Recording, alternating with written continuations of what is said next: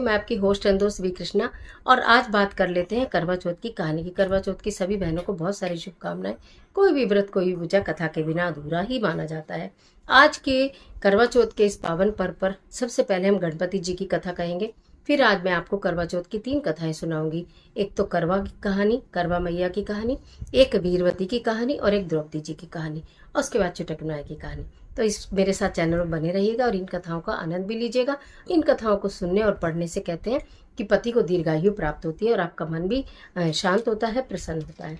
चलिए कथा प्रारंभ करते हैं। गणेश जी की कथा सबसे पहले कहते हैं। एक बार एक गांव में एक बुढ़िया माता रहती थी। वो आंखों से अंधी थी, लेकिन गणपति भगवान की बहुत सारी पूजा करती थी। एक बार गणपति जी ने आकर सपने में कहा कि तुम माई मुझसे जो मांगना है मांग लो। बुढ़िया माता ने बोला कि मैं क्या मांगूं? तो उन्होंने बोला कुछ तो मांगो। तो उन्होंने कहा ठीक है, मैं अपने बच्चों से पूछकर कल बताऊंगी। उन्होंने अपने बेटे और बहू से कहा कि गणपति भगवान मेरे सपने में आए थे और कह रहे हैं कि कुछ मांग लो। मैं क्या मांगू? बेटे ने कहा कि खूब सारी धन और दौलत मांग लो, घर द्वार मांग लो। बहू ने कहा कि आप अपने लिए पोते मांगो और उनके लिए सोने के कटोरे में दूध पीना मांगो।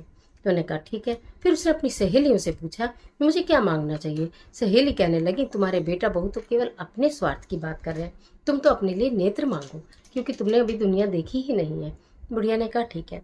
बुढ़िया अम्मा सो गई। रात को फिर पुनः गणपति जी उनके सपने में आए। उन्होंने बोला मांगो अम्मा, क्या मांगती हो? उन्होंने कहा कि मैं ये चाहती हूँ कि मेरा घर पोतों से भरा हो, सोने के कटोरे में मेरे पोते जो है दूध पिए और मैं सोने की सीढ़ी चढ़कर मोक्ष को चली जाऊं। गणपति भगवान ने कहा मैं तो तुम्हें बहुत सीधा जानता था, लेकिन तुमने तो सब कुछ मांग लिया, लेकिन मैं आपको देना ही चाहता हूँ, तो इसलिए सब कुछ आपको प्राप्त होगा। अब जो बुढ़िया अम्मा थी उनके पास देखने के लिए बहुत सारे पोते भी हो गए। सोने के कटोरे में दूध पीने के मतलब हो गया कि बहुत सारा धन हो गया, महल हो गया। उनके नेत्र तो खुल ही गए थे। और जब उनकी मृत्यु हुई तो वो सोने की सीढ़ी चढ़ के यानी कि गणपति भगवान ने उनको स्पर्श किया और वो मोक्ष को प्राप्त हुई। तो बोलो गणपति भगवान की जय।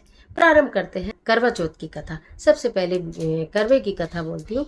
एक स्त्री थी जिसका नाम था करवा। वो पतिव्रता स्त्री थी। एक नदी में गई तो वहाँ मगरमच्छ ने उनके पति को पकड़ लिया और उनके पति की मगरमच्छ के द्वारा मृत्यु हो गई। वो इतनी पतिव्रता और सती स्त्री थी कि उसने अपने तप से उस मगरमच्छ को एक धागे से, कच्चे धागे से बांध लिया और यमराज के पास लेकर चली गई। यमराज ने कहा कि चलो इसको मृत्यु दंड देते हैं। उसने कहा नहीं, इनको मृत्यु दंड नहीं देते, इनको फिर से पृथ्वी पर जाने की सजा दी जाए, क्योंकि इन्होंने मेरे पति की मृत्यु का ये कारण बने हैं और यही मेरे पति को जीवित कर सकते हैं।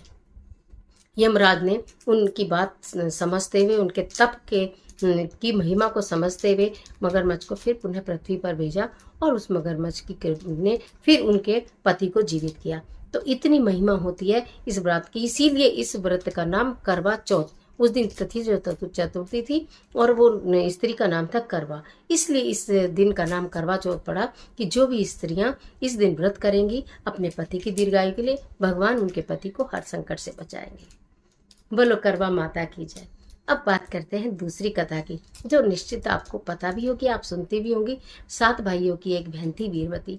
वो पहला उसका करवा चौथ आया तो वो अपने मायके में थी, तो उससे भूख और प्यास से व्याकुल उसके भाई देख नहीं पाए और उसको झूठा चांद पेड़ के पीछे छलनी से दिखाया।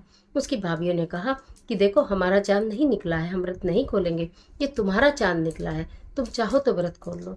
क्योंकि वो भूखी या प्यासी रह नहीं पा रही थी तो उसने उसी चांद को अर्घ दे दिया और अपना व्रत खोल लिया। इस प्रकार व्रत के खंडित होने से उसका जो पति था वो मृत्यु को प्राप्त हुआ। जब उसका पति मृत्यु को प्राप्त हुआ तो उसके घर सूचना आई। पहला गस्सा उसने जब तोड़ा तो उसमें बाल निकल आया।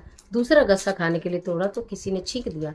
तीसरा गस्सा खाने के लिए तोड़ा तो उसके पति की खबर आ गई। वो ऐसे खाना छोड़कर अपने ससुराल वापस भाग गई। वहां जाकर उसने देखा तो उसके पति मृत्यु को प्राप्त हो गए, श्वासें नहीं चल रही थी। तो उसने क्या करा, इंद्राणी देवी को मनाया, इंद्राणी देवी की पूजा की और फिर से पुनः 1 साल अपने पति की सेवा करने के पश्चात अगले साल पूरे विधि विधान से करवा चौथ का व्रत रखा, जिसके प्रताप से उसके प्रति जो है जीवित हो गए। और तभी से सारे में घोषणा कर दी गई पूरे नगर में कि जो भी सुहागन स्त्रियां करवा चौथ का व्रत करेंगी और देवी इंद्राणी की पूजा करेंगी, माँ गौरा की पूजा करेंगी, उनके पति दीर्घायु होंगे, स्वस्थ होंगे और हर एक परेशानियों से दूर रहेंगे।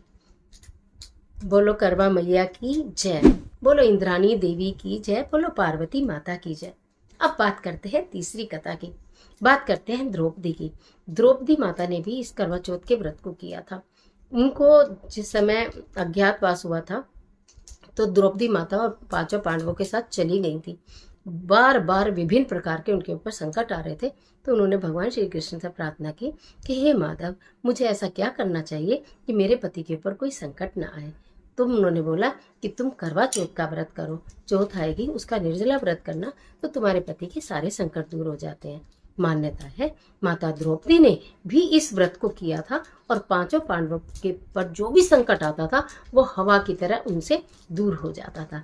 तो तभी से यह व्रत मान्यता है कि इतनी सारी किंवदंतियां हैं, इतनी सारी कथाएं हैं, प्रचलित प्राचीन कथाएं हैं, प्राचीन काल से व्रत होता आ रहा है। तब से सभी स्त्रियां करवा चौथ का व्रत करती हैं, पति की दीर्घायु की कामना करती हैं। तो ये थी 4 कथाएं चुटक बनाए की कहानी। कहते हैं ना, 2 घड़े आगे देखे, 2 घड़े जल के भरे, आगे देखे जल भरा, पीछे देखे घर भरा, जल भरे में नहाए धोए, घर भरे में खाए पिए, जेठ की जेठानी, चुटक बनाए की कहानी, चुटकुला मत ना छोड़िए। ऐसे हमारी माँ हमें बताया करती थी, किस भी कहानी के बाद चुटक बनाए की कहानी जरूर कहनी चाहिए। तो आशा करती हूँ सारी कथाएं आपने पहले सुनी होंगी तो भी और नहीं सुनी होंगी तो भी करवा चौथ के दिन आपके लिए बहुत उपयोगी साबित होंगी। आज के लिए इतना, इजाज़त दे दीजिए। इस तरह के तमाम वीडियोस के लिए चैनल को सब्सक्राइब कर लीजिए। अगर आपको ये कथाएं अच्छी लगती हैं तो लाइक ज़रूर करना, और चारों में से आपने कितनी कथाएं सुनी हुई थी और कितनी नहीं है मुझे लिखकर ज़रूर बताना। और ये सारी की सारी कथाएं आप अपनी सहेलियों के साथ, अपने मित्रों के साथ, अपने परिवार के साथ जब बैठेंगी पूजा करने तो ज़रूर से ज़रूर सुनिएगा। और कमेंट बॉक्स में जय माँ करवा ज़रूर लिखिएगा, जय इंद्राणी देवी या जय माँ गोरा, कुछ भी लिखेगा ज़रूर लिखिएगा। अपनी फ्रेंड के साथ शेयर कर देना, जो दूर रहती हैं वो भी इन कथाओं को श्रवण करें।